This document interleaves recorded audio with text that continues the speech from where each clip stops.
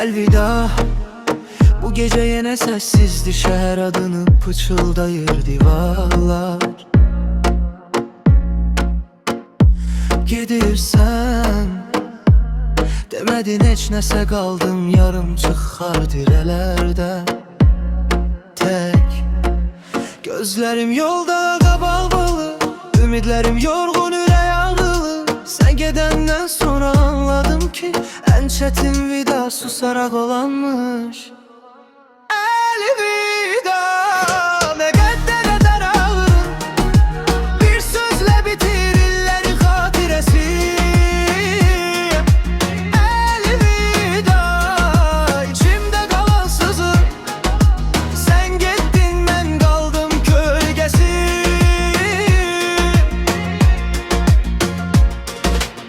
Yağış yağır sanki yüreğim kimi, her damla bir sual cevapsız.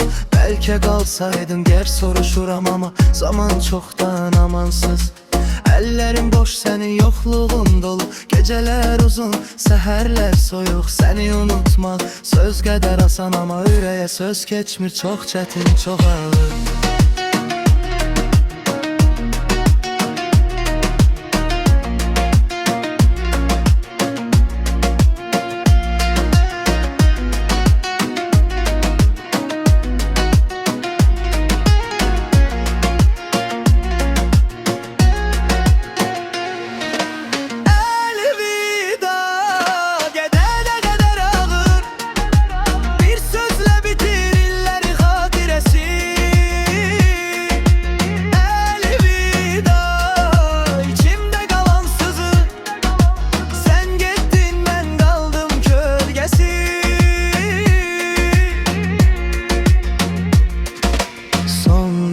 Baktım arxanca, demedim qal, demedim getmə.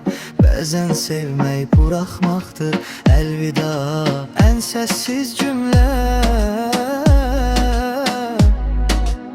en sessiz